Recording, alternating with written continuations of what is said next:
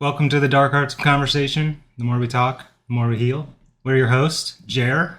Daniela, aka the Baker and the Witch. We have a special guest today. Our first time. Yeah, it's kind of exciting. Why don't you go ahead and introduce yourself? My name's Derek. I'm a good friend of the Baker and the Witch, and we're going to have some interesting conversations today. Cool. Thanks for joining us. You may remember him from one of the other episodes. It's fine. This time he's actually live with us when we're all sitting around doing this together, so that's fun. We like to start out these conversations with a check-in, like how are you doing, how you been feeling. So we'll start with you, unless you're going to walk away. How are you? I'm doing pretty okay.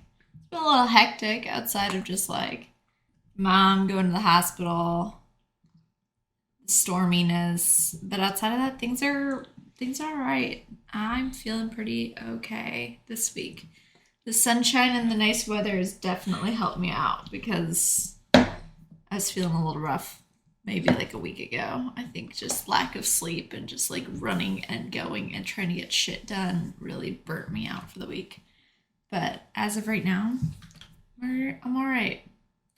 How are you?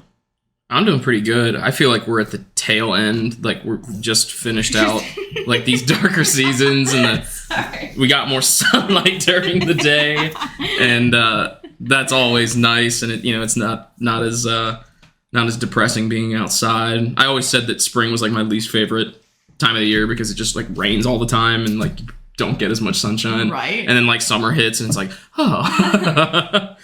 You're also a summer baby, though. Mm-hmm. I feel like you were like, sunshine. Oh, yeah. I like sunshine, water. But I love the winter up until Christmas. And then after Christmas, I want nothing to do with winter anymore. Yeah, it's cold and miserable after Christmas normally. I can feel that, yeah. Yeah. It's just like, this is cool. So, well, because it's exciting. Are we done now? Yeah. Do we not have any more snow and crap? Like, the cold sucks. Cool. And this whole getting dark early thing is terrible. Oh my gosh. Freaking like daylight savings time with a baby. Oh, a whole different experience than daylight saving time. Only imagine. Because she's like, oh, by the way, I'm supposed to be up right now. What? I just want one more hour. One more hour of sleep, please. Yeah, I don't understand the difference of time change, guys. I'm not even 1 year old. And it's like, yeah. Right? Nobody prepared me for that one. I was like, yeah, there's not anything that can prepare you for the lack of sleep that comes with that. Yeah, everything's been good. Just kind of cruising through. I feel like everybody's kind of coming out of that same like winter darkness from it being, terribly cold. So now that we have a little bit of sunshine, I feel like this is my season. This is like my favorite time of year. Yeah. Boo. I like the fall. I was I was born in the fall. You're born in the fall, and I just had my birthday, and I'm a spring baby. I'm like, yeah, let's do this. What about you, Jer? I'm all right. Definitely had some ups and downs the last little while. She mentioned taking her mom to the hospital. That was the first time I've been to that hospital where it wasn't something that I had to really pay attention to, as kind of odd and rude as that might sound. So, like, that was the hospital where we found out my mom had cancer. That was the hospital the first time we took O in after she turned purple. So, yeah, a lot of feelings there. Definitely went outside and kind of lost it. That sucked. Work has been kind of nuts. Last couple of days were just stressful, but got a whole bunch of other stuff done. Watching this one grow up has been pretty crazy. She's 6 months now, so like she's huge in comparison to when she was born. So it's pretty nuts to see it all. Like watch the little gears in her head turn and stuff. Is pretty fun. It's definitely an experience. I'm so We just sorry. gonna burp the entire podcast. I need to stop drinking this soda because I was like, oh, this is great. Oh, man. We're leaving that in, too. Oh, yeah, absolutely. You're leaving it in. Don't you dare cut that out. First burps of the podcast ever. It's going to stay.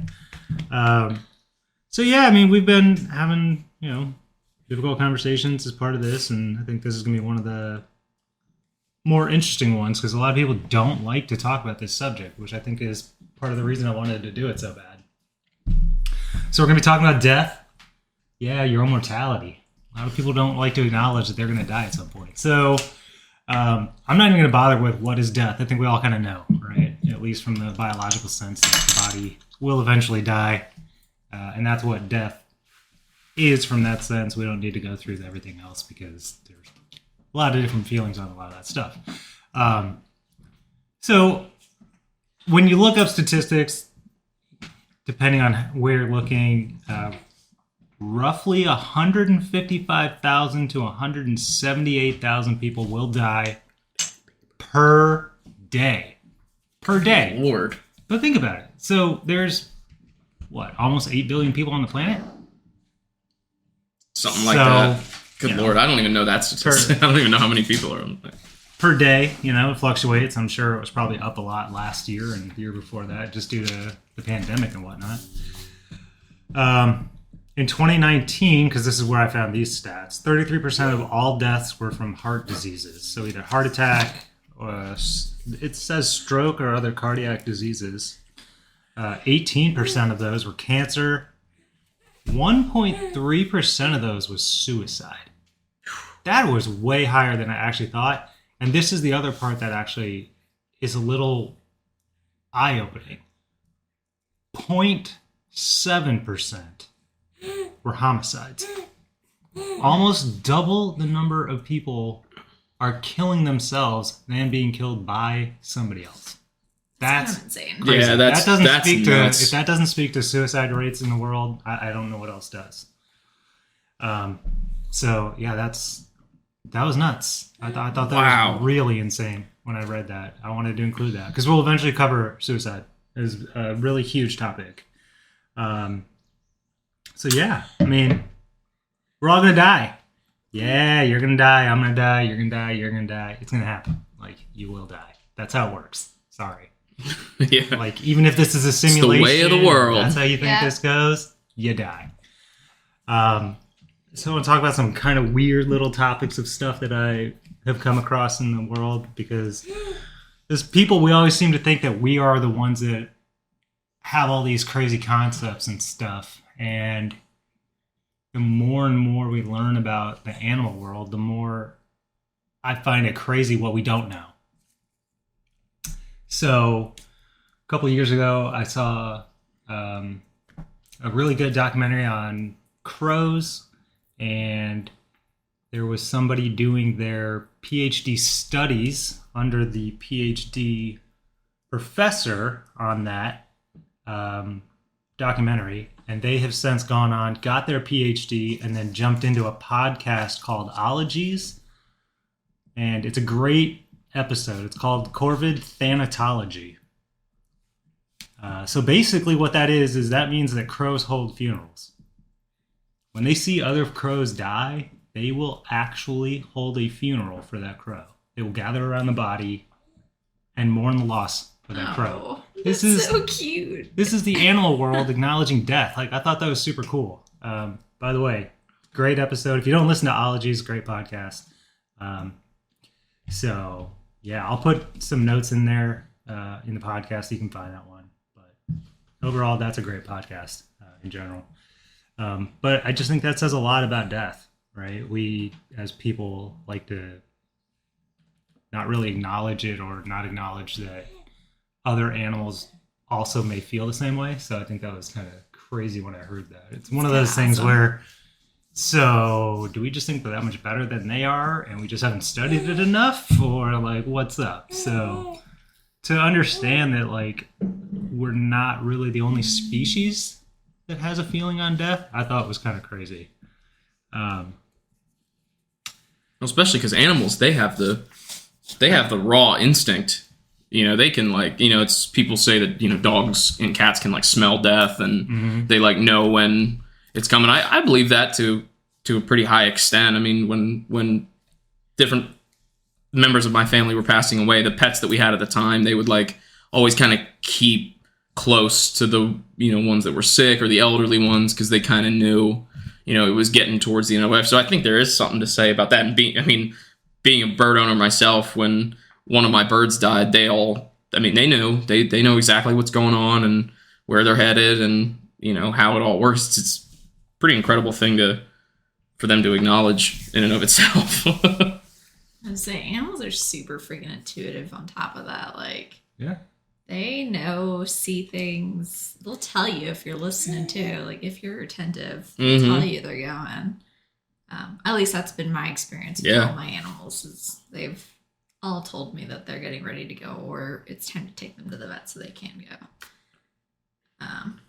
That's rough in itself, but you know, honoring each of their wishes at some point. Absolutely. Yeah. I didn't know that. I didn't know that crows did that though. Yeah. That's interesting. No, I mean, you talk about the birds. There's definitely somebody I work with who listens to this podcast, and I believe, if I recall correctly, they had to put their dog down recently, and the other one knows. And, like, just goes to where the dog was and, like, thinks about it. And I'm sorry for bringing this up, by the way. It is a death episode, so sorry. I'll talk to you about it later. But I think that's kind of crazy when you step back and really think about, you know, as much as we think about death. I mean, we're not the only ones that have an understanding of that loss. Like, do they understand their own mortality and the potential that they will inevitably die? I don't know, right? I can't ask them and have them answer it, but they at least understand the loss after it's happened, and I think that says a lot right there. So, yeah, it's kind of crazy. You are not going to make it through this episode without burping on this podcast. It's gonna be great. It'll keep it light. It'll keep it light. Yeah. I'm not here for the light. I'm here for the dark. So, yeah. And then death shows up in a bunch of different cultures as the Grim Reaper. I think everybody kind of knows what that looks like at this point. There's another podcast, the Astonishing Legends podcast. On episode 120, they do kind of a short episode for them, by the way. It's a good podcast, kind of long episodes. And they do it on the Grim Reaper, and they kind of talk about a lot of stuff that I had no real understanding about. And they said that you said most cultures, but to me, they said that the Grim Reaper doesn't actually kill the person. He just shows up and guides them to death. And I'd always been under the impression that, like, he touches you and that's what ends your life. So that concept of him, like, guiding you towards it instead of being the killer. I think it's also such a Hollywood weird thing to me. and cartoons. Yeah. Cartoons for sure. Like, they've modified and, like, really hyped up that twist in the story. And that's what gets people to watch. That's what sells, is putting somebody in a position to take something from somebody else. Like, that keeps you interested in whatever's happening on TV. And so I think, you know, while some of that's taken, that turn of the Grim Reaper kills versus, like, what actually is, like... I feel like, too, like, even in more modern television, there's been a lot more takes on the Grim Reaper. Like, I know, like, in Supernatural, the Grim Reaper, or death as a horseman, as I think they talk about in religious literature, he is just this very frail, kind of wisecracking old man. Yeah. And he doesn't care. He doesn't have, like, a big dark cloak or anything, but he's very skinny. You know, his bones show, his jaw, all of his muscles and bones kind of show through. And if you've ever seen the show, it's an interesting thing to watch him interact, because he looks like he's, you know, in his 60s, but the character talks and says things, you know, I've been around, you know, since the earth was born, and I'll reap God one day. Just like the way that he kind of puts it into perspective, like movies and television, just like Danny said, have kind of like painted death as like this big scary. But I think it also depends on the person experiences it too. Yeah, that's true. My mom and my grandmother, and I guess I will say that I have not interacted but seen a form of Grim Reaper. Like, grandma at the casino would often say, like, somebody is getting ready to pass, and she would talk about, like, seeing somebody with, like, a shroud, dark shroud over them, and, like, very, very nimble hands walking through the crowds at the casino. And it'd often be like, I saw death this morning, and they're on their way finding who the next person is they're going to lead on into the next part of their life. And like my mom working at in the health industry, but also she's been a nurse and a caregiver for all her life. And so like in nursing homes, when people would get ready to leave or would maybe die a few minutes after, she'd be like, somebody else was in the room, and like she would often recall like things where curtains would shuffle or move and things, and she'd turn and see like just like this darkness kind of like lead out through the door, or she's had some seriously scary experiences. And I'm like, that definitely, I would not deny that being death at all. Yeah. You know, a lot of people I know, I don't know if it's in particular cultures, but a lot of people say that there's usually like a gust of wind that's like that like carries, you know, even if you know, people talk about being in like sealed hospital rooms where there's like there's like air. a tiny little air vent, and then they feel like a full breeze as if they were standing outside, or you know, like the wind that you feel before like a thunderstorm. I've heard people talk a lot about that too, which is interesting because I didn't know that. I probably didn't like hear about that until I was older. I was shielded a lot from death when I was younger. I don't think it was by any purpose actions by my parents. I think it just kind of naturally, they just didn't want me to have to experience that at, you know, a super young age. It's interesting that you say that, because now I'm like, man, I kind of feel the same way. Like, I can remember when my grandfather died. I might have been like 8. And he had spent the last 4 years in like a care facility. Long story there. So, you know, my relationship and memories of him I don't have any outside of his funeral. So Sure. That concept, like, I didn't even understand it. Yeah. Right. And then I think my next... You guys grew up so different than I did. I'm like, well, I was not shielded. Well, my next concept all. of death was when my friend's cousin died of leukemia when I was like 11. And I didn't really understand that either, because like I didn't really know it. My first big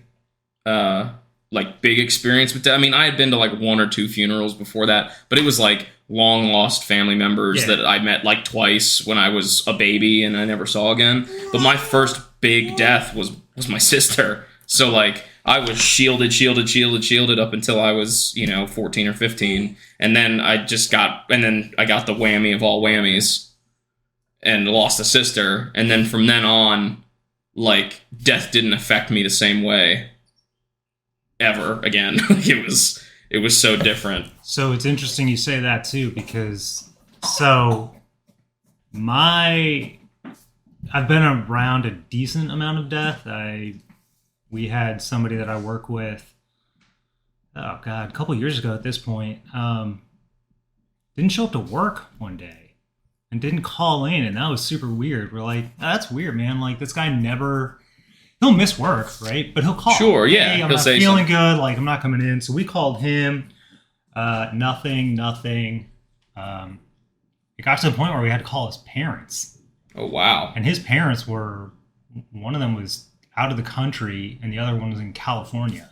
And we're like, hey, like, this is weird, right? But have you heard from your son today?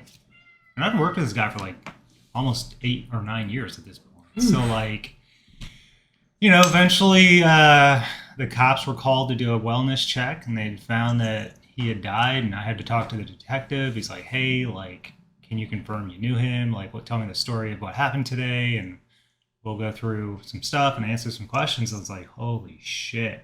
And I'm like in a senior position in the company at this point, and so I'm like having to kind of like guide this and like tell everybody and like work through it, and like that shit sucked. Yeah. And I felt bad for his parents, right? Like, for me, when somebody was to die, I seldomly personally felt anything terrible. Like, it was an uncomfortable feeling, but more for me, it was that understanding that somebody else felt awful. And I could feel it. And I'm like, this sucks. Like, this is bad. So, like, I had to kind of, like, deal with all that. He eventually had a glioblastoma, which is a brain tumor. And usually by the time you get diagnosed, it's far too late to do anything. never even had a diagnosis. And so when we were looking back, like he had all the classic signs and whatnot, and it was weird. But there was that, and like I've known somebody who committed suicide. He was a drummer in a couple of local punk bands. I went to high school with his sister, so I went to that funeral, a couple other funerals, and like I can remember my uncle when he passed. That was really pretty rough. But my mom passed like about 5.5 months ago, and like I watched it, and that was rough, and it just has not been the same. You're still alive. Go meow somewhere else, please. Thank you. Speaking of the animals that know everything. So I know I haven't still come to terms with that one. I'm still working through that one. But I know that that's going to make all the ones that come after it a little different. And I'm not really sure what they're going to be now. Like I used to be able to kind of like distance myself enough to be like, okay, cool. Like I get it. I can cope like with this. I can kind of handle this. Like it'll be awkward for a few days and I'll get through it. Now it's like, dude, it's been 5.5 months. I had to talk to somebody on the phone to try and see what it's going to take her ashes back home, and that person just happened to have known my mom because it's a small town, and I was like, holy shit, like it's kind of changed how I view death. So it's not fun per se, but I think it's important, though. I think that learning how to cope with it in a healthy way is tough. I mean, when my sister died, I went to school the next day. I mean, any normalcy was what I was like. I just wanted normalcy. yes. And of course, like if anybody finds out, you just if the second anybody finds out, it's tears and they all want to hug you, and it's like, no, I don't want any of that. I want you to act like it's another day.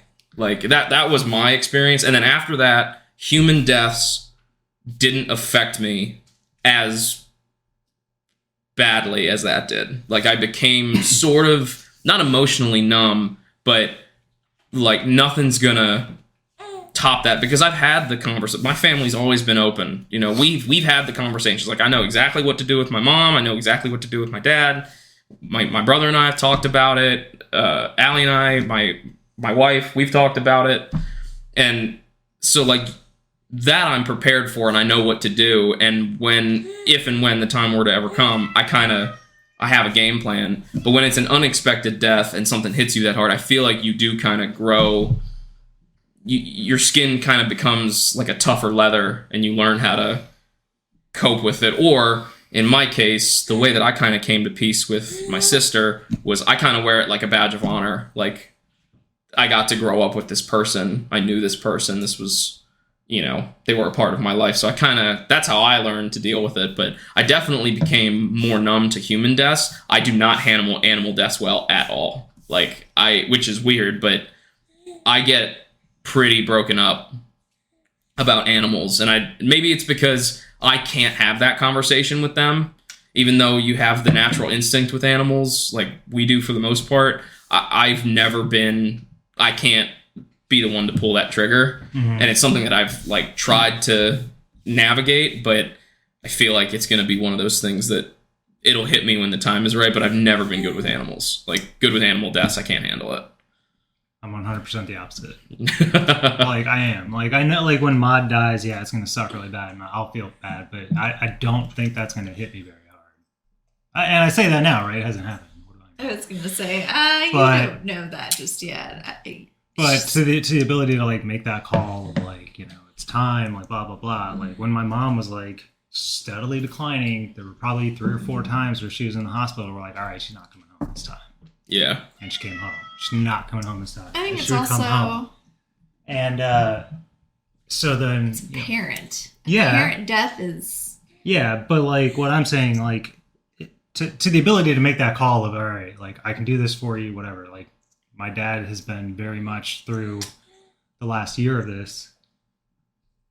Whatever happens, you have to pull the plug on me. I don't want to be there like that. I don't want to go through that. And I don't want to do it, right? Of course. I don't want to do it, but I will do it. And because I know it's what he wants, right? And we've had that conversation now, but honestly, until my mom got sick, we never talked about it. We never talked about death. We never talked about any of those feelings, like death, mortality, suicide, depression, any of those things that would kind of like lead down those paths. We never had those conversations. So, I mean, one, that's why we're here having this one. But so a lot of my own thoughts on death and everything were me, myself, and I. Sure. Sitting there kind of talking about it, or finding a friend and then being like, dude, so like, what do you think it's like, right? Like crazy, right? And those kind of things. So it's really kind of weird. It's also, my mom has taken care of every single elder in our family in the past, I'd say 10 years. My great-grandmother, all of our great aunts, my grandmother, and she said this once to me, and it has been engraved in my brain. When all is said and done, like, yeah, you're going to have to make some decisions for, when the time comes. But ultimately, death is a journey that we all take alone. And not in a sad sense, but in a sense of, my mom told the story that there's some Native American tribe that when it is an elder's time to come, if they can still walk, they walk into the woods by themselves. Or if they're too sickly to walk or they can't move, then the tribe will carry them into the woods in like a secluded, quiet part of the woods, and they just leave them there. And it's their time to take that walk by themselves, because that's what you want. I learned this a lot from when my grandma had recently passed away 2 years ago. My mom was there with her in our, she was in our house, but when she passed, my mom just, gave her a kiss, walked out of the room, closed the door, and allowed her to take the walk by herself, because you need to. You have to your body has to make peace with it. I've never forgotten my mom telling me that, because it completely opened my eyes to, like, because she's 100% right.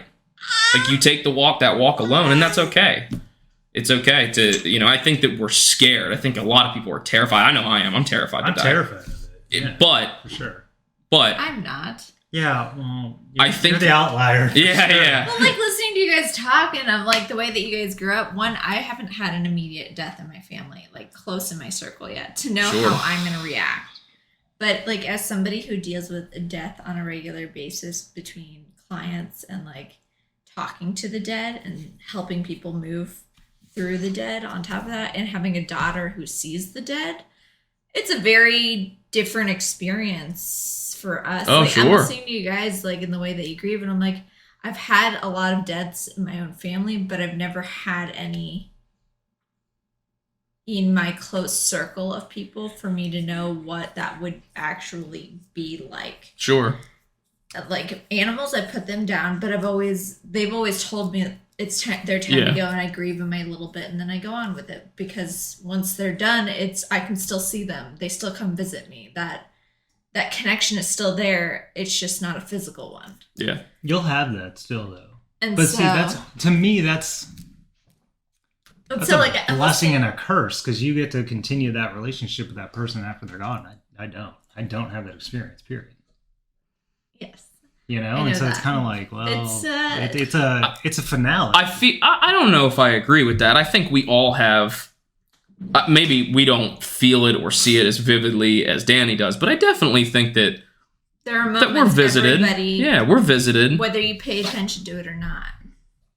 Or even if it's a thought that you have, like, I get it a lot with people who are still alive, but like, if you're doing something, like, I'll be doing a chore or doing something, and I'll try to take a shortcut, but in the back of my head, I can hear my mom saying, "Do it right, don't," even that, I feel like that's just, them dropping, just dropping a little something to you. A little ping. Yeah, they're just pinging you a little bit from the other side. And Alan Watts did an entire lecture on death. Alan Watts he's a philosopher, and he did an entire lecture on death, and one thing that he said was, A lot of people are scared of death because they think that it's an experience.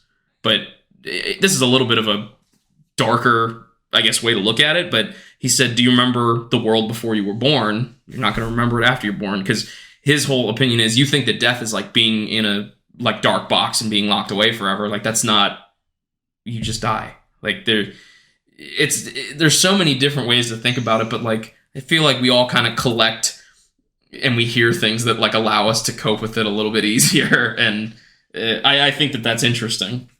So, yeah, I know we all have totally different feelings. Yeah. Like, because for me, it's just over. It's not going to sleep, right, and then dreaming. You're just done. There's literally nothing anymore. You cease to exist. Sure. And her and I have had a conversation kind of roughly along these lines, right? I don't have the same feelings that a lot of people do, right? But if you have a soul and that thing moves on, that whatever that energy is that moves on, that's still not me. Sure. Right? Because if that moves on and that takes the form of somebody else, that's not me. So me, I cease to exist forever. That's it. Right. It's a finality. But part of that finality is also the in a weird way, it's that beauty that makes living worth being alive. Oh, sure. Right? I mean, we don't need to go into the philosophy of like existential absurdism and how life is this absurd thing, but really, I mean, it kind of is to me specifically, right? Like it doesn't really mean anything until you give it that meaning, and that death is part of that. It's that whole, you only have so much time, but you don't know how much. Oh, sure. And so now you have to have this whole, okay, well, I better make something of this to some degree. I better at least enjoy it when I can. And when I can't enjoy it, I'd better take that. And personally, I would like to take all those dark days and just say, hey, man, like I want to feel them because they allow me to understand that I am alive. Because when it's over, and I don't get that ever again. It's so interesting. Like I don't like to think about it a lot. I try to keep myself focused in what I'm doing, because I feel like when I delve down that hole, it's really hard for me to like pull myself back out. It's kind of like I don't know when to pull my chute. Like I'm just hurtling towards the ground, and I've come to realize that like in that part of it, you're right. Like rather than just sitting there and dreading and thinking about it, just live the most you can now, so that when it comes, you can comfortably say, like, I did what I wanted to do. So it took me a lot to get to that. Oh, I can only imagine. Because I was like you, right? Like, for sure. I found myself, like, who I am and my sense of self and everything in my darkest times. And that's when I started being like, all right, cool. So this is what you think and feel and why and all this other stuff. And then it allowed me to take that time and like understand, all right, you feel that death is this finality and there's nothing else, and this is why you feel all those things. And I guess a lot of the stuff that I've been through in those dark times are really what lead me to all of the other ideas around all that stuff too. Sure. Right? Does it make me right? No. That's the one thing about death. No matter who tells you what, literally, there is nothing that can prove it to you. Oh, to absolutely. me, anyway. Okay, right? Like, to me, nothing can prove to me what will happen. Whether there's anything, or there's nothing, or whatever, like, I have no idea, and there's not a single person on this planet that can tell me specifically with 100% certainty that this is what happens. Because it is that finality. You're dead, you don't come back to share the experience. Do you hope you're wrong? No, in all honesty, I don't. To me, like I've spent so much of my life thinking about it. Having all the experiences I had a lot of trouble growing up when I started to really like delve into a lot of stuff and really started to deal with my own depression. I never expected to live past the age of 24. I can vividly remember being 14, 15, 16, being like, you don't want to grow up because you're not going to be alive after 24. And when I say that, it was really with the context of I would be killing myself by the age of 24. Sure. Because I wouldn't be able to cope, et cetera, et cetera, et cetera. Well, here I am, 38 and a half, right? So I have a kid, a wife. It's totally different. But all those formative years of that stuff, I'm like, it's not, to me, I don't care if it's different. I have this idea, this concept of what I think it is, and I'm okay with that. If it turns out to be this thing where I feel like I would wake up and this whole thing was really like a dream, then so be it. Right? Sure. I could, like, think about that. You could wake up and be like, damn, that was a really vivid dream. Yeah. I think everybody at this table has had a dream. You wake up, you're like, what the fuck? Oh, yeah. Okay, wait. You have to remind yourself where you are. Yeah, you have to take a minute. And so then, like, if that's what happens, that'll be mind-blowing, to be completely honest. I hope I know you in the moments that happens to, so I can be like... Well, since we both know I'm going to die first, your ass, I'm going to come back and I'll tell you all about it. Oh, you better pray to ass. God you die first, because if she dies first, you're screwed. Yeah. In the sense that she's going to haunt you. No, I'll have better things to do. I'll just visit. Oh. You'll have better... Shit. This took a left turn. Thanks. I'll have better things to do. So, yeah, I mean, having lived so long thinking that my life was going to be shorter, I have had my own conversations and understanding of death for a really, really long time. And none of that has made it any easier. It's that finality. It's really, and really, it is that fear of the unknown aspect of what would happen that was a driving reason for me not to kill myself. As weird and stupid as that may sound, that's an odd reason. But like that singular unknown was like so much that I was like, no, like there's no way. I don't want to know. I don't want to know. How do you feel about your ending? Like how I'm gonna die, or just like how do I like what do I think happens? What do you think happens? I think I personally hope I'm reincarnated. That's like to a bird, probably, to whatever but that's what I genuinely hope. He's got some beautiful birds. He's got beautiful macaws and parrots and cockatoos. They're adorable. I would hope to live the life as an animal, or but I don't know. I kind of fall under the assumption that whatever you believe in life is what happens after death. I like that. Sure. I think whatever you believe is what happens to you. Yeah, why not? Why does it have to be one thing? Why can't it be all of them? There's no reason. I actually think I got it from a TV show, but there was a TV show where Anubis was represented by a human, and when he would take people from the mortal world, he would, do the whole scales and weigh their heart, and once they were cleared to continue their journey, whatever they believed in life is what he guided them to.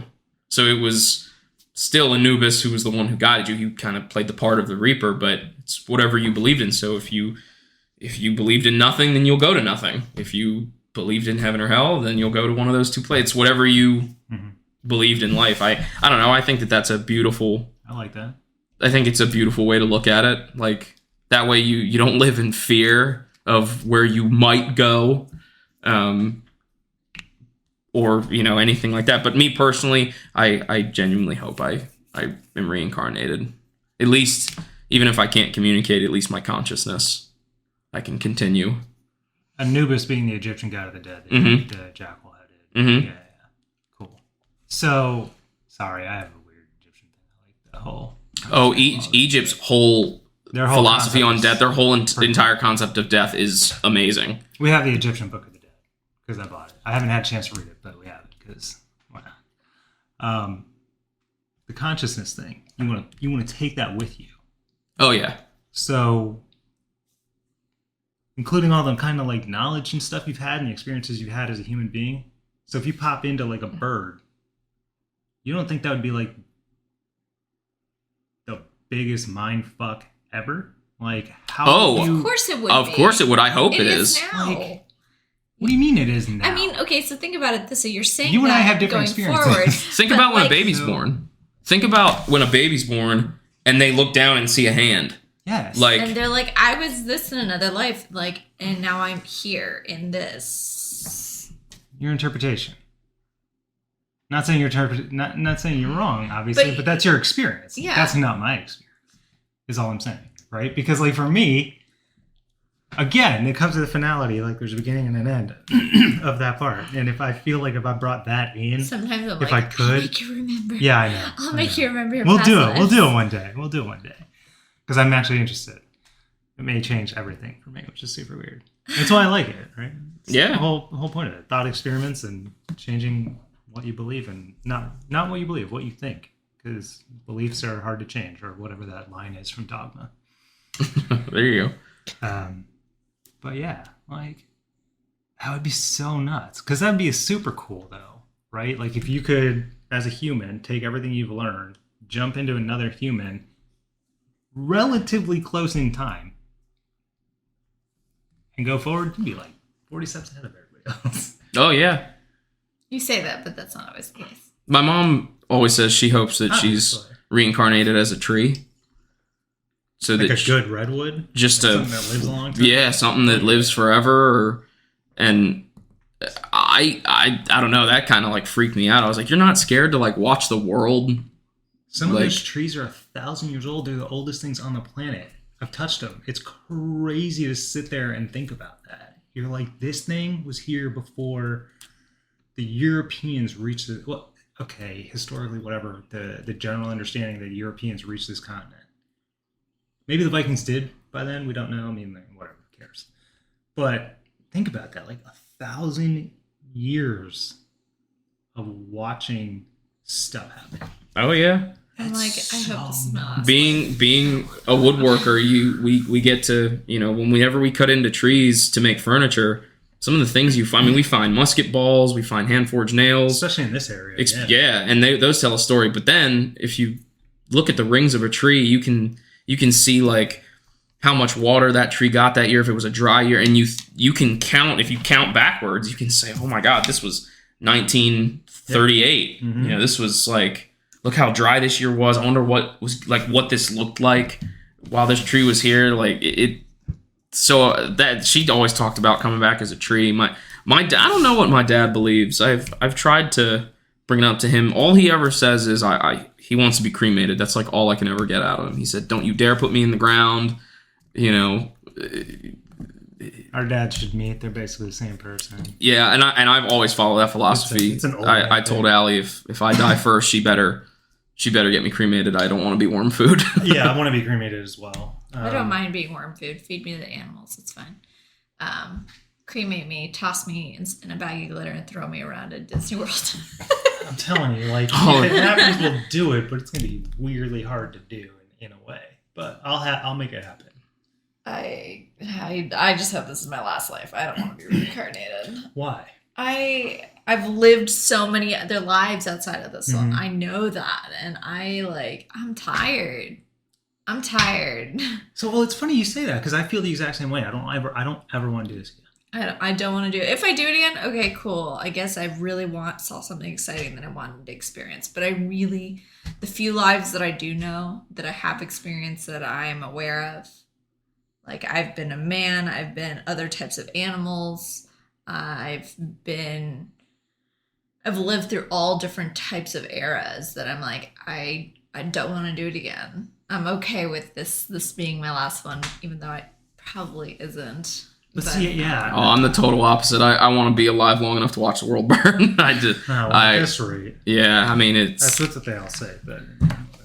Well, and I was funny when I was thinking about like what we were going to talk about on this episode. I can't remember where I heard it, but like in billions and billions of years, eventually the sun, I think the sun, don't quote me, but like the sun will eventually reach the earth, and the sun will expand as it does. It becomes bigger and bigger and bigger, which means it'll expand to the point it'll actually engulf the earth, which is pretty crazy to think because it's 93 million miles away, but whatever. And then you think about this, like, what's going to happen?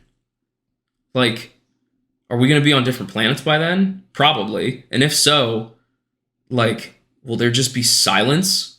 Like, here? I mean, there won't be anything left.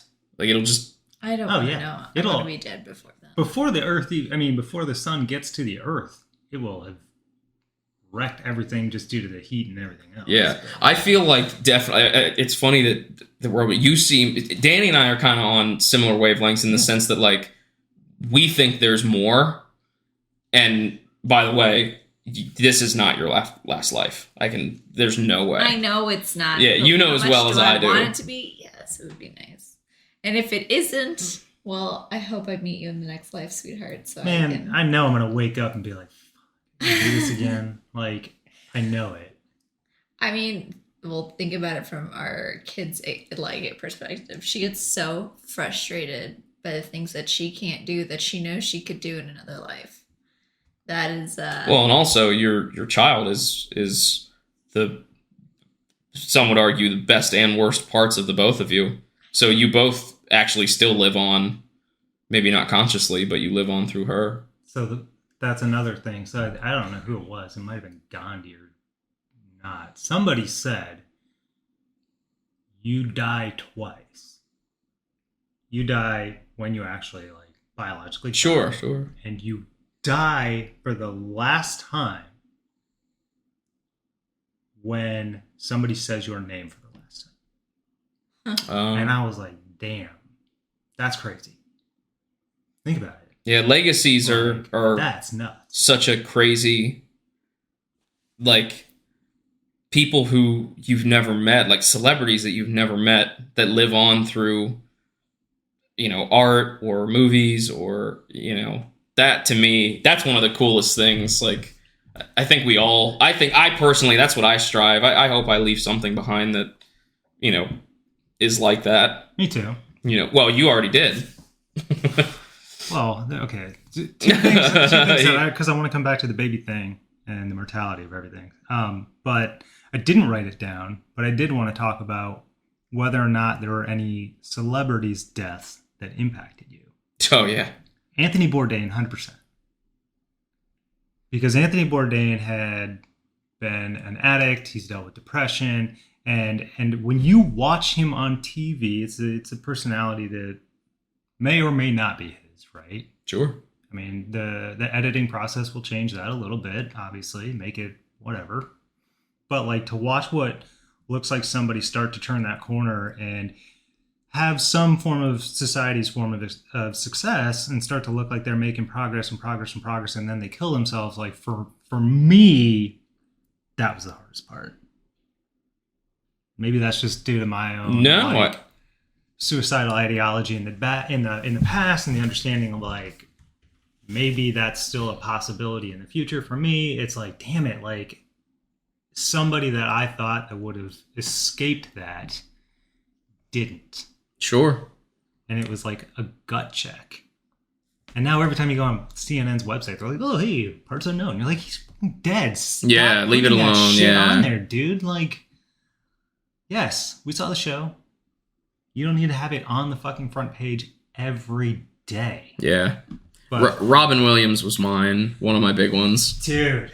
Yeah, that one, that ruined my month.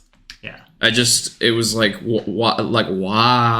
Mm-hmm. Like, he was like, for as much darkness as that man lived with, he was like one of the few specks of light we had left in Hollywood. And that one really got me. I mean, I watched Aladdin religiously when I was a kid, and the genie was like my favorite Disney character. Miss Doubtfire for me. Miss Doubtfire. Like every role he played. And now, I mean, I cannot watch Hook. Like, I can't bring myself to watch it because it just destroys me every time. Because it's like... And also, generationally, it was interesting to see how, like, different generations reacted to his death. Because, like, my first thought was no more Genie. And somebody put a picture of of the scene where Aladdin and the genie are hugging, and it said, "You're finally free, genie." And it was like, okay, all right, I'm out. Like, I've had enough. Yeah, like I've had enough internet for the day. But like some people knew him for Miss Doubtfire or Hook or Mork and Mindy. Mork and Mindy, like, which is like way before. Or some people just knew him from his stand-up. Like, dude, let's put Mr. Hamster in the microwave. Yeah. Oh, he blew up like a balloon. And if you don't know that shit is hilarious. It's on a record. That's how old that shit is. Yeah, there have been. Priceless if you can find it. It's so funny. There have been a couple that have, but that one was one of the biggest ones. That one.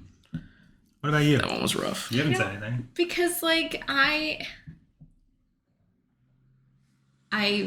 don't get sad or upset by deaths that way. Like I don't know anybody famous enough that I'm like, oh yeah, that's really sad. I'm like, okay. I feel like you react to it like someone moved. Yeah. Like someone moved like to a different state. For me, like death really, I'm so comfortable with it that like that isn't life altering for me. I'm like, oh, that's really sad. I feel bad for the family.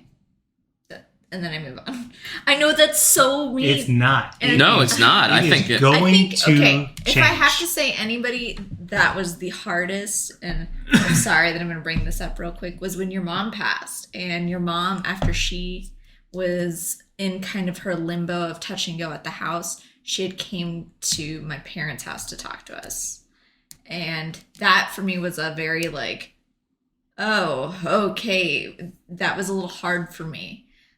But like that's because it was intimate to me at that point in time. So like famous people when they pass, it's not as intimate to me. Sure, Like, yeah, sure. I mean, look, Anthony Bourdain didn't change my views on everything. Yeah, it's not like you were sitting down and having beers with him. Like, it's like, damn, but you were sad about it. Things like that for me, I don't get sad. Sad about things like that. But see, But I also don't really view death the same way. That's why I'm not sad when somebody dies. Like for a moment, maybe I'll cry and be like, okay, I'm glad that they got to release. But I also like, as somebody who helps people cross over when they're dying or when they're dead or in the process of coming back to talk to their loved ones in my line of work, like it just doesn't, it doesn't affect me the same way, I guess. Sorry, my familiar has to have her words on death as well. Sorry. Keep going. So, I don't know. Like, for me, it's a very different experience. So that's why I'm like, can't I think of anybody famous? I'm like, oh.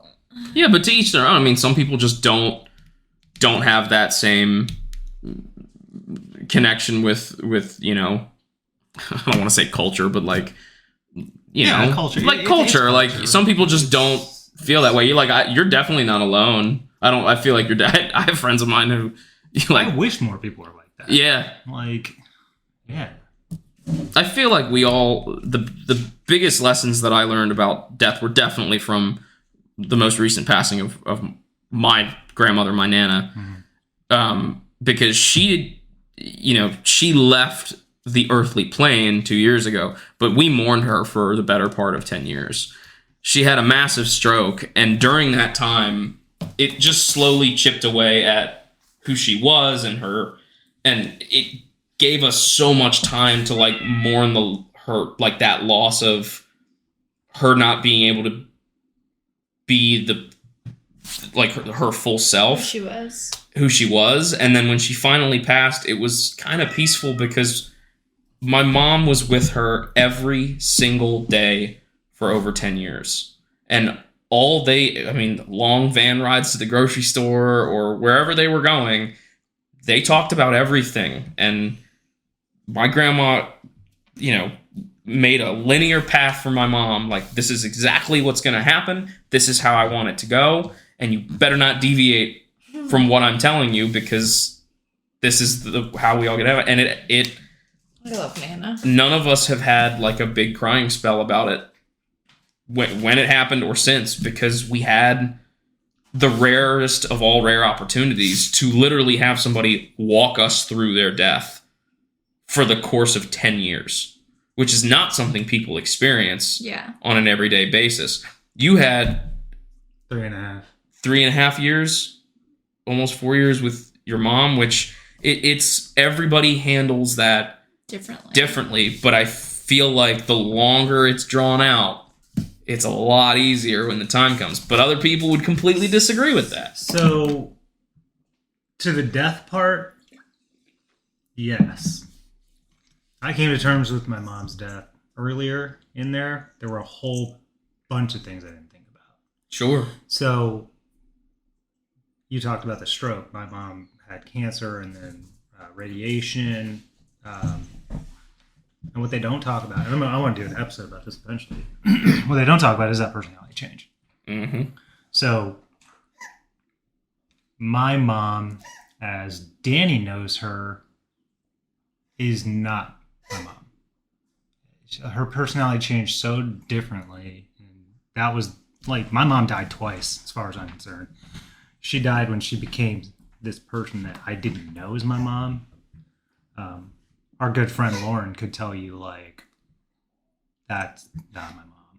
Right? Yeah, like, sure. Because she had this whole other experience with her. And it's like, yeah, it makes getting to that point of, like, the death a little bit easier. And you're like, oh, cool, I got, like, more time with that person. But if that personality change is enough, it's so much harder. Sure. And the hardest part for me, really, that I didn't put together because I didn't even think about it when we found out we were pregnant, it didn't dawn on me until my mom died that she was going to miss the entirety of O's life. Sure. She never even got to hold her. And I was like, I didn't think about it.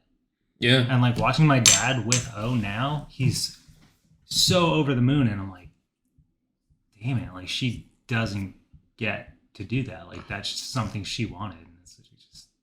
It's a bummer. It's well, not if this really puts anything part, into perspective, So your mom raised you, and for whatever experience you had with your mom, the things that you learned from growing up with your mom is going to be passed down to O. So while she never got to physically hold her and meet her and, you know, maybe be a part of her life physically, you know as well as I do that parts of her will live on through you and also through your daughter. But also your daughter sees dead people and sees her grandma all the time. Oh, yeah. And, like, she knows her probably better than you ever will. As weird as that sounds, because she knows everything about that woman now. Everything. She sees everything. And she hears everything about her. So she'll know the stories from you, but she'll actually get to interact with her. Maybe not, like, feel her and touch her, but she'll be able to still come and visit her and tell her things. She does come and visit her and see her. So it'll be a different experience for you because it's not you handing her to her. Right. But for her, she gets to see her all the time whenever she wants. She doesn't have to wait for the car ride. Which by no means, I think my point was, by no means am I trying to say that that's still not a horribly difficult thing for you. Yeah, of course it is. But, you know. But at least you can look at it and say, you know, my daughter is going to be, you know, the byproduct of me, and I'm the byproduct of my parents, and, you know, so on and so forth. I love you, Dad. That's the scariest part for me. So my dad has a totally different outlook on life and death, I'm sure. I honestly don't really know a lot about it, to be honest. His home life was terrible. He got kicked out at like 17 or 18, right before Thanksgiving and stuff. And never went back? Never went back. Never went back. I've literally never met my grandparents on his side. They're dead. He went to their funeral. This will show you the opposite opposing thing of death and life, right?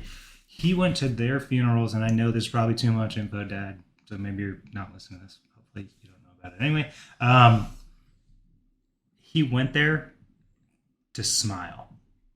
Wow. That's how bad it was.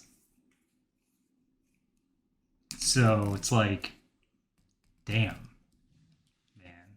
Like, so when you think about it, like because everybody has a different life experience, right? People look at the death of certain people and they're like, yeah, it's about fucking time, right? Like we killed Osama bin Laden. They were partying in the streets.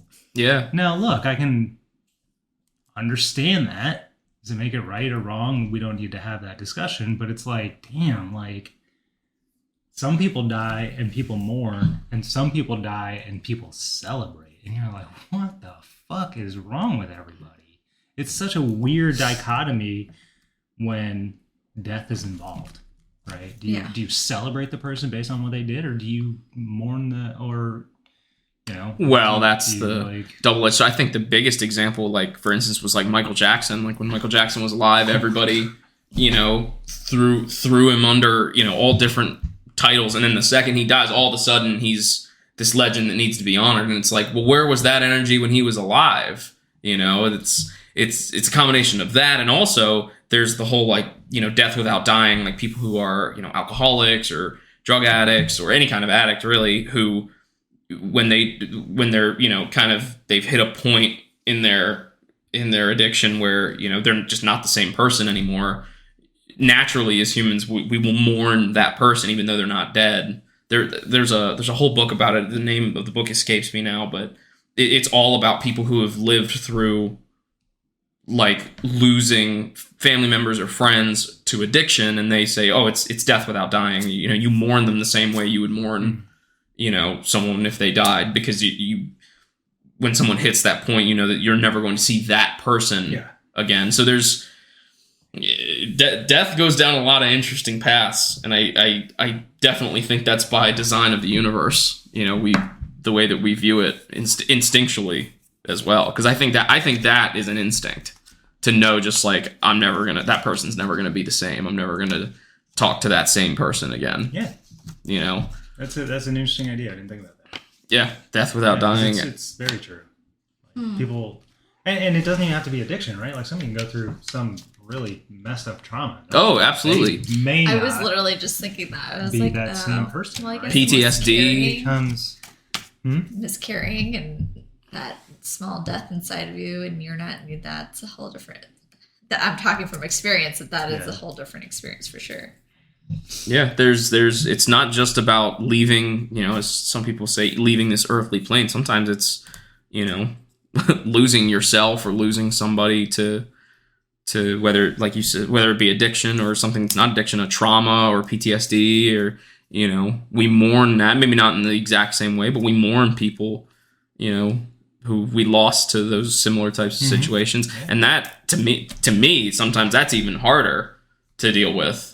I've my family, we've always kind of been, and I know Danny we've always kind of been like the innkeepers for people who need places to go, and we've seen all types, and those are some of the hardest ones to see, like people who have dove so deep into something, or who have been through trauma and they can't come back from it. That's hard, and it's hard to watch their family deal with that. And some of them have even told me, like, that you feel guilty saying it, but they've said to me, like, I feel so horrible saying this, but like, I kind of wish they would just pass, because it would be easier to deal with than watching them struggle. And like, it's such a weird thing to navigate, and all you can do is just like be there for those people. My dad and I had that conversation in parking lots of hospitals many times.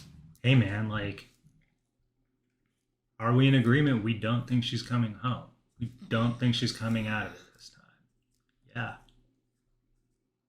And honestly, like, I don't say it out loud very often, but I wanted my mom to die often, right? I didn't want to see her in that super frail condition that she was in, and she wasn't to me, she wasn't my mom. She didn't have that bubbly personality that would light up a room when she walked into it. Like, she was gruff and, rude at times, and you could tell she was in a lot of pain, and like, dude, it's like, no, like, for selfish and non-selfish reasons, like, I want you to die. I want you to be at peace. I want you to understand that, like, I don't want you to feel this way anymore. I don't want to, and then personally, I don't want to watch you go through it anymore. Sure. I've had enough, right? That didn't make any of it any easier watching her die. Yeah. Way. And it didn't make it any easier after, and it's still not easy now. But, and am I glad she hung out? Yeah. simply for the reason she got to meet at least once. Yeah, it's the Right. sharpest double-edged sword Yes. you'll ever And I would encounter. never wish it on anyone else. Ever. No, it's a horrible thing. I mean, I was not in the room when my sister died. My brother and my mom were. I at the time, there was no possible way that I would have been able to handle that. But there is the aftermath of that was, I don't believe my dad was in the room either. Yeah, he wasn't. It was just my mom and my brother. What they experienced versus what me and my dad experienced versus our other family members was just so vastly different. But I remember the biggest thing was my dad for a few years, basically my entire high school experience, my dad was not the same human. He was very dark, he was very depressed, and he was angry. He was angry because he had no one to blame. He wanted to blame, first he wanted to blame the doctors. Our dads are the same. Yeah, he wanted to blame the doctors first because they did something wrong. They messed it up. They gave her something she wasn't supposed to have. And then it was, surprisingly, then he blamed my mom, saying, you're the one who decided to pull the plug. You're the one who did this. You're the one who did that. And that almost ended their marriage in and of itself. But when my mom left to take care of all of our elders in Pennsylvania, where her side of the family resides, most of the elders in his family, I never met his parents, my grandparents on his side, but when she left, that's what saved their marriage. But all in all, it also gave him an opportunity to see like people like my mom who have, nurses, doctors, people who see death on a daily basis. It becomes more of a task, of a job, of something that my mom especially has felt importance. But I remember it's normalized. It changed my dad so vastly in such a painful way. It took years and years for him to finally like come to peace with the fact that there's just no one to blame and you need to deal with it on your own. They say a lot of that anger will come from guilt, like guilt from not treating that person a certain way or not spending as much time with that person. So I feel like there was maybe guilt in that, but like him and I couldn't stand each other basically for the entirety of high school. And now we're closer than we've ever been. And it's because he had to navigate that on his own. And every corner he turned trying to blame someone else, there was, something would come along to disprove that. So then he couldn't blame that person. So he eventually just kind of like ran out of options and finally had to face the music. And that's what I think helped change him. That and also repairing, his relationship with my mom, which was really important. But we all deal with death differently. All I've ever said when dealing with death myself is I want normalcy. I want it to be like just another day, because that's the only thing that makes me feel. It's a coping mechanism. It's coping, and thankfully it's healthy. Touch on that. It's the only thing that makes you feel what? Because you stopped. It's the only thing that gives me peace. Does it? It does. Normalcy gives me peace. You don't think you're avoiding the feelings of it? Yeah. No. I feel it on my own terms, but normalcy from others. Yeah. Like, I don't want people to I don't want the I'm sorry. Yeah, I don't want the I'm sorry. I don't want your condolences. I don't want your prayers. I want you to make fun of me. I want us to act like it's a normal day, because I'll deal with it in the way that I see fit. I don't need anybody I don't want anybody to try and guide me through that, because, and not to anybody's fault of their own, you don't know what I'm going through. Just like I don't know what you went through with your mom or what anybody else, like, because we all handle it in different ways. So just treat me how you normally would. That's why I went to school the following day after my sister. All I wanted was for the first time ever in my whole time in school, I actually wanted to do homework. Yeah. I wanted to take a test. Like, I wanted anything that would just feel normal. Yeah. And for some people, that's the complete opposite of what they want. They want people to crowd around them and to protect them and to cry with them. And that's fine. I admire people who do deal with it that way. But for me, I I wanted normalcy, and now I throw myself, I throw myself into anything that makes me happy. I throw myself into work or into my animals or whatever it is. And it's kind of, you kind of adapt as you get older. But ever since I was a kid, I was terrified of needles. Like, I didn't like getting shots. Still am. Yeah, and even to this day, I get a little bit uncomfortable, but I always remember when I was really little, I would think, like, I wonder what 20-year-old me is, like, how, like, I'm going to be so much braver when I'm 20. Like, I'm going to be so much braver when I'm 30. I'm going to be so much braver. And now, like, I'm facing things like mortality, where I'm like, oh my God, like, I don't want to, like, I'm going to be 27, and I don't want to die anytime soon, but I'm like, when I'm 60, I'll be so much braver. When I'm 70, I'll be so much braver. Like, it's weird how my brain works about that, I guess. But I always think back to, like, when I was a kid and I was, like, terrified of, like, just getting, like, a flu shot. Yeah. I still don't like needles. It's not that that's relevant to the whole conversation, but, like, we had to take Owen for shots, and I'm, like, holding her because it makes her more calm. And I'm like, I'm not watching. Yeah. I got, like, my head turn and shit. I'm like, no. Is that just because you're uncomfortable with needles, or you're uncomfortable with someone sticking her with a needle? Even if it's on TV and it's not real, I have a hard time with it. Oh, okay. I don't like it. I got you. At all. And I don't know why. I don't have a good, valid, like, reason for it. To my knowledge, that I have, like, I can't recollect this one event. Well, it's just scary. But, like, I don't like them, Yeah, or, you know, sometimes you have, like, one, you know, mediocre or bad experience as a kid, and then you don't remember it, or maybe even as a baby and you don't remember it, and then from then on it's just like there's, like, certain things engraved in your brain. But yeah, the biggest thing that I think has stuck with me, it all comes from my mom, but death is absolutely a journey that we take alone in a healthy way. I think we have to do whatever we need to do to allow ourselves to move on and take that walk. And then everything else, I just stand on the side of what happens to you in death is what you believed while you were alive.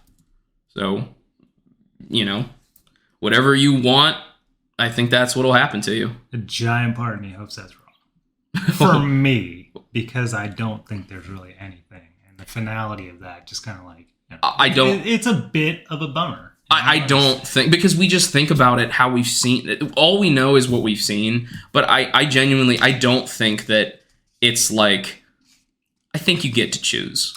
Like, if there is something, I think you get to choose. I don't think it's like you have to go jump through hoops to go to somewhere that's going to make you happy. I think you just go where you want to go. So philosophical me has an understanding. Scientific me has an understanding. Sure. There's no spiritual aspect of me that has an understanding because I don't have a lot of spirituality. So the scientific part is like, all right, well, energy is neither created nor destroyed, right? So it'll move. Mm-hmm. And that will go do something.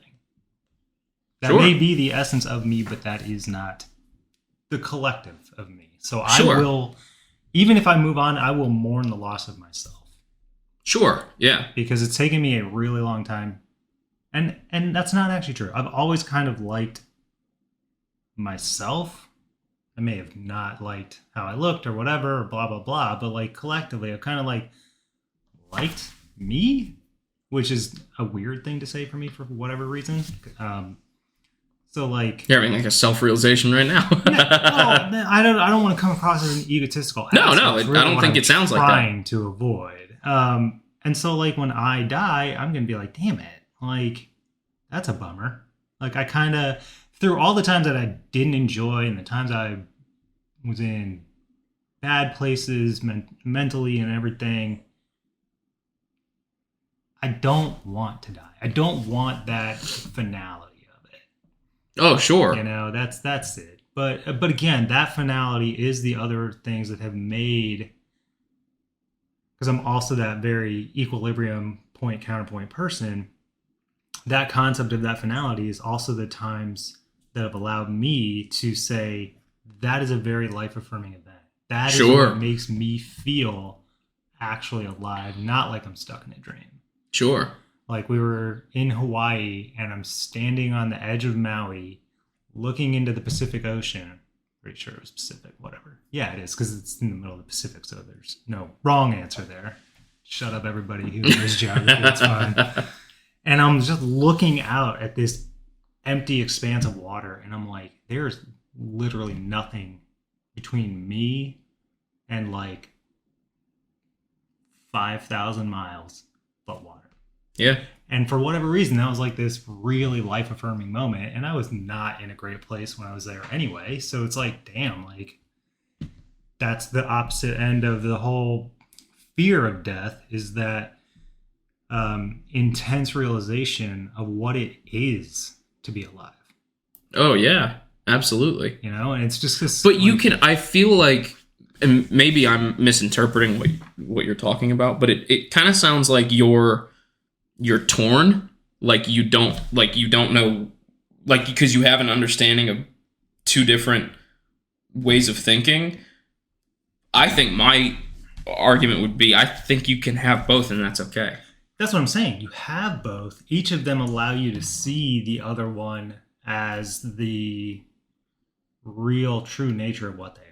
Sure. Right? The darkness shows you the light shows you the dark, and like you get to, because you know you will die. When you realize that you are mortal and you will die to some degree, it allows you to affirm that you are alive. That what you are doing is this big experiment, or whatever you want to say it is, right? You are actively alive. And it's not just this cool, I'm just gonna go humdrum through my day and like every day is Groundhog Day, right? It pulls you out. For me, it pulls me out of that, and it's that reaffirming, yeah, dude, like remember, like it gives the meaning to the life. The death does.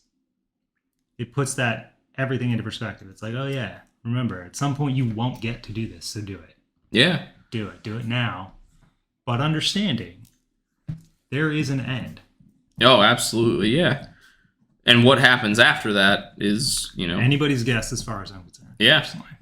And the truth of it is, like, some people claim they know because they, people who've like died in surgery and who have been resuscitated or whatever, and it's like, but no, it's not for me. That's when I start going to scientific mode, and I'm like, no, that's not enough. You gotta be like, you're not dead. No, you're not dead. Like you people say like, well, my heart stopped.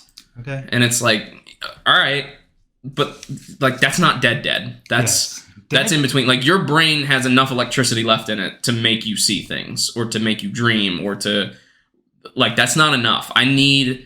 You got to show me some pretty hard factual evidence before I'm going to say something is or isn't. But my general thing is I hope it's all of it. Like I hope it's just whatever you believe. I hope it's like waking up out of a dream and being like, damn, that was nuts. Let me go to whoever it is that I just who's around that I can say, this is the craziest shit ever. So, all right, cool, man. Like, all right, I was born, like I had this life, and then like I lived it all, and I did this thing, and then I died, and I woke up, and holy shit. Yeah. Like, and you're, a different person, or you're, living Matrix, a different life. Yeah. The Rick and Morty episode where he's playing the video game and he pops out and he's like, what the hell? Right? Like, I can't remember what the name of this, I don't know why this made me think of this, but I don't remember the name of the theory or where this came from, but somebody said like, we don't even know like what is in the entirety of our universe. Yeah. Like because the universe is apparently infinite. So like our entire universe could be an atom that's inside of another, like what we would say is another being, like just crazy. Yeah. So like the thought experiment goes everywhere. Like the thought, I always kind of laugh because like the thought that people really believe that we're so big in our universe to think that like we're just not like specks of dust that end up like being brushed off is insane to me. That think that we're like big enough to be deserving of like there being anything after death. We don't deserve anything. We just happen to be where we are at this time. Yeah. At this point in time, that's it. But my genuine hope is that I hope there is something. I'd love to know what it is. I'd love to see what it is. You will. That's the thing. Yeah. It's inevitable. You don't have a choice. It's coming. When? I don't know. Well, then we hit the thing of like, if there was a, in some weird future, if there was a pill that you could take or a surgery you could happen, or if your consciousness could be downloaded, and would you do it? No. Oh. Personally, no, because that takes the mortality aspect away, which really removes. Well, what's the point of living at that point? Sure. That's the thing. Death is what gives life purpose. Yeah, I agree with you. So if you take that away, then what? Okay. So what? I live on in a computer simulation? Yeah. I guess, but that sounds... Which, let's be honest, it would be kind of cool, but like... You could be doing it now, you wouldn't even know. Yeah, exactly. Like, we could be doing it right now. Like... Who's to say we aren't? Yeah. And who's to say, what there is or what there isn't. But it is important to have these conversations, and I would encourage everyone to have these tough conversations with their family and with the people that they care about. At a minimum, take the time, have it with yourself. Yeah. What do you think? What do you feel? Understand it, and then sit there with it. Because I believe it will make your own life worth living more.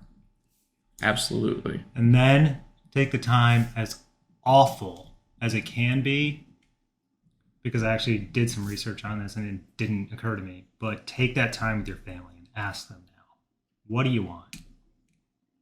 Because you can't ask them when they're dead. Yeah. You can't. It's too late. And whether it matters, right, to that person when they're dead, like, do whatever you want. I'm dead. I don't give a shit, right? At the end of the day, like, I don't care. Personally, I would like for you to cremate me. I don't need to take up the space, whatever. Just throw me in the wind. It's fine. But ask them what they want. It's important to them. It's important to the process to understand and have them understand what they may or may not want. Because we, as a family, we didn't talk about it until my mom got sick. And so now there were a whole bunch of things I didn't know. I didn't know my mom wanted me to take her back and have her ashes buried next to her parents. Oh, wow. Until she got sick. I had no idea. And I'm trying to deal with that now, which is a bit of a pain in the ass, but that's neither here nor there. But I knew she wanted to be cremated, so I would have just cremated her and left her. Sure. Like, without knowing that, I didn't know. And having that conversation also spurred the conversation with my dad. What do you want? Well, he works with explosives a lot. And there's this whole underground pyrotechnics thing. He wants to be cremated. He wants to be put into fireworks and shot into the air. And so I have told him, write that guy's contact info down. If he's still alive and still doing it, we will do that. And it will be awesome and sad. But I will do it. But if we hadn't had that conversation, I would never know that. Sure. So just take the time, sit down, ask yourself what you think, what you feel, sit with it for a few minutes. It's going to be uncomfortable if you haven't done it. And if you've done it a lot, it's a fun thought experiment. I enjoy it. I do it often. Yeah. Probably more than it's deemed healthy. But hey, whatever, it's fine. But yeah, do that. You walked away because you had to feed the baby. Do you have any final thoughts? No. I mean... You're over there giving me eyes like, yeah, you guys are crazy. I don't think so. I mean, but also, like I said, we have very different viewpoints on death and how we both experience it. And that's why I like it. Wake up one day. That's why I like it. Like, and I'm listening to you talk and how like scientific you are, and I'm like, yep, that's the man I married. Yeah.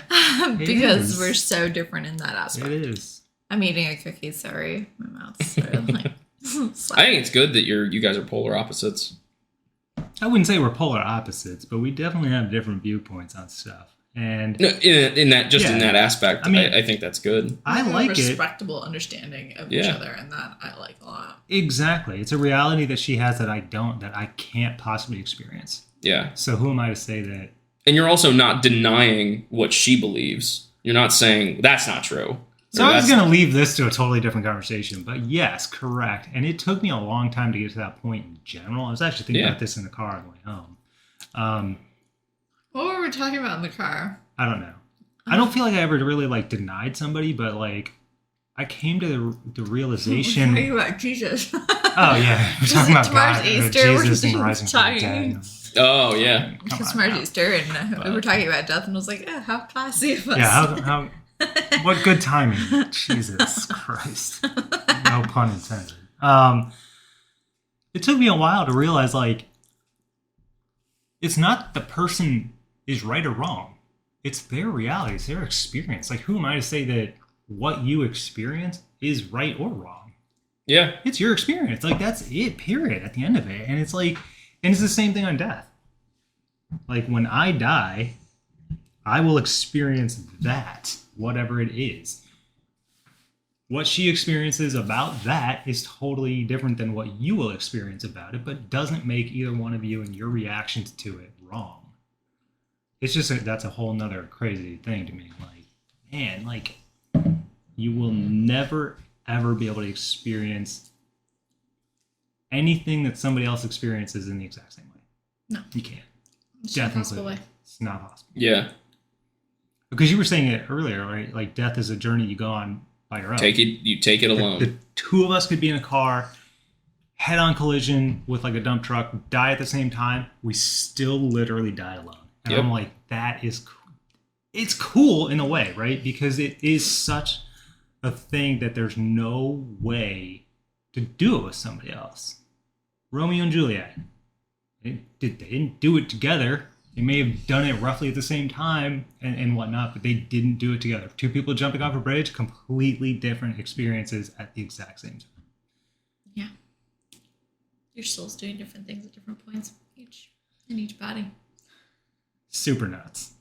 Yeah, and also, some people have talked about how maybe your body or your brain doesn't actually know that you die, and you just go to a memory or a dream that just near death experience plays on repeat.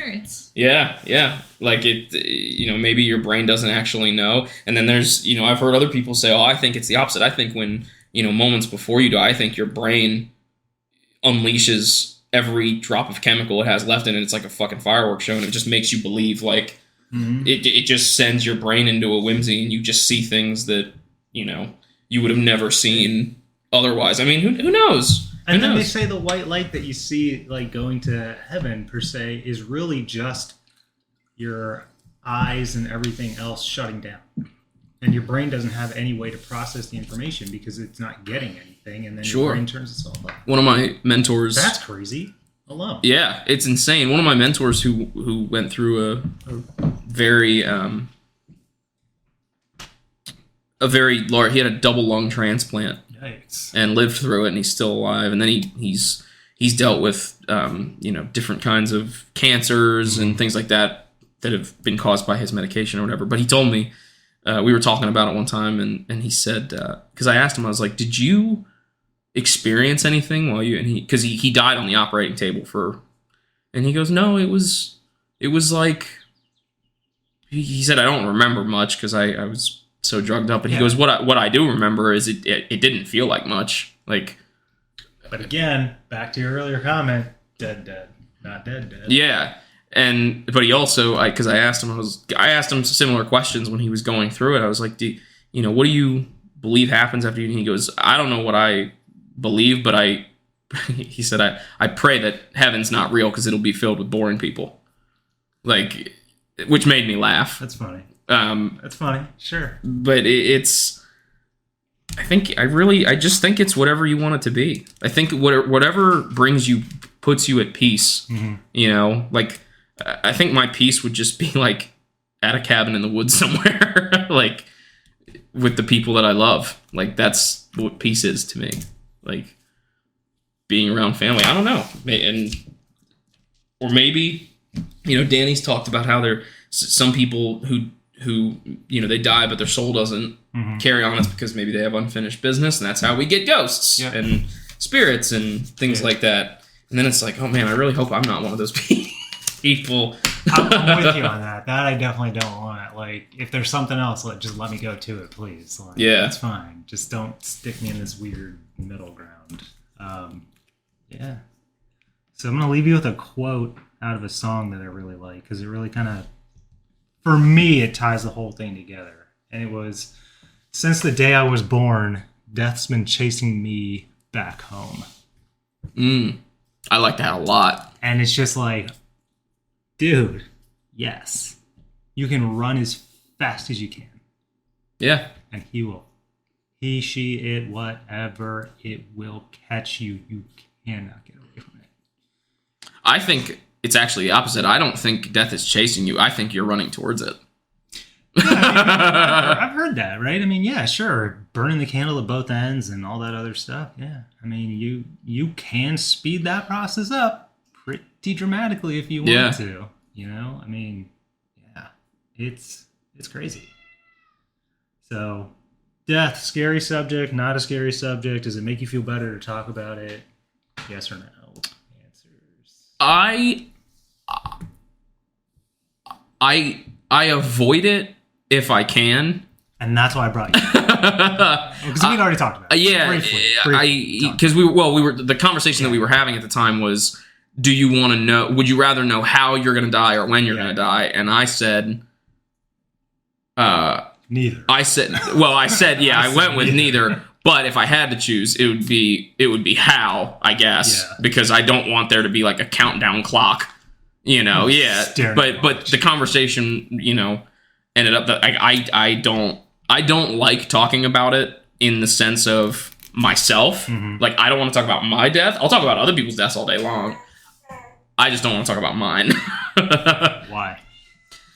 I still have fear of my own morality in some aspects. Same. Like I'm not a go into the unknown type person. I go in with a plan. I like knowing. I don't like being in situations that I have no control over. I'm very claustrophobic. Like, and I think a lot of that comes out because I still live under the impression that like I'm gonna be locked in a dark box forever, and that's just not the case. Mm-hmm. And I know that's not the case, but I think that just like my monkey brain is telling me like, you should be scared of this. Yeah. You know it. Yeah. Air quotes, because nobody can see this, but you don't know it, right? Sure. Like you have this really strong idea of what you think it's going to be, but you really have no way to know that that's what it's going to be. And that's the hard part, right? It's just trying to balance this. Which wraps us back around to your point of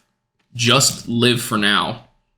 Like, have the conversations, do what you know, but let death affirm the life you have. The life you have. You know? And also, if you have the opportunity to speak to the older generation in your family, for the love of God, take the opportunity. Do it. I wish I would have. There's so many questions I have that I can't go back and ask. There is a picture, which I actually might send to you. There's a picture of all 4 generations of the matriarchy in our family, of their hands all holding each other in one picture. It's my mom, my grandmother, my great-grandmother, and my great aunt, who was like, she was the second oldest female to live in our family. That's awesome. And you see, I mean, their hands tell stories. Like, it's the craziest thing, but it's one of my favorite pictures, and I keep telling my mom she should submit it to like I want to do something like that. Like some kind of contest, but you can. There's 4 generations. Yeah. You should do that. And it's funny enough, it's my grandmother's hand. Sorry, don't. No. Mama if you have Lalo's it, I'll share it. Hands, her rings, those got her lines. My grandmother's the only one that has 4 rings on her pinky. So does she. Oh, wow. I don't have it, and my mom does not have it. You said your grandma? My grandma. It's bananas. That's pretty nuts. If you find that picture, I'll share it. Oh, I guarantee you I can find it. But Sweet. It definitely take the time to talk to the elders in your family. You'd be absolutely shocked at what you might hear. Some of the stories that are passed on. Yeah, I learned more about my mom in the last like 6 days of her life when she couldn't talk by having her best friend and my dad there than I did at any other time. Yeah. Absolutely. So yeah, death, man. Is it the end? Is it not? Was that dramatic enough, by the way? We'll find out next week. Yeah, right? Find out next week when we all kill ourselves. What? Yeah. No, I'm just kidding. It's a dark show. What do you want? All right? It's fine. So yeah, we're going to wrap this one up. We're actually kind of long, but it was good. Good. This was awesome. So yeah, there's going to be a lot more conversations coming. I'm working on depression. I'm working on PPD and PPPD, which is the male counterpart to postpartum. Wow. So that we can get all those things. That's a very large fart. Nobody would have known until you said something. You just sold our daughter out on the podcast. It's fine. I can't wait till she's like 14 You and can hears smell this. it. Oh my god, it's so good. So reach out, check in on people you know and care about. Make sure they're all right. Have conversations. Make them about death. It's fun. Scare them a little bit. Like, share, subscribe, follow, rate, leave a comment, all that other fun stuff so people can find us and we can all help everybody help themselves. Check out the rest of our projects at thedarkartsof.com. You can reach us via email at thebakerandthewitch@thedarkartsof.com for comments. If you want to join the conversation, offer a topic, just say hi. Let us know what you think. Send us pictures of hands, please. Remember, you're not alone. The more we talk, the more we heal. And anyone We'll else see have you any? in 2 weeks. 2 weeks, yeah. Yeah. 1 week, because we actually have to catch up next week. Yeah. If we can try. We skipped it on my birthday. We're behind. Sorry. We're trying to catch back up. Any final comments? Nope. No. No. What about Signing you, little off. girl? No? The cat has some. Oh man, I think you need to go change her.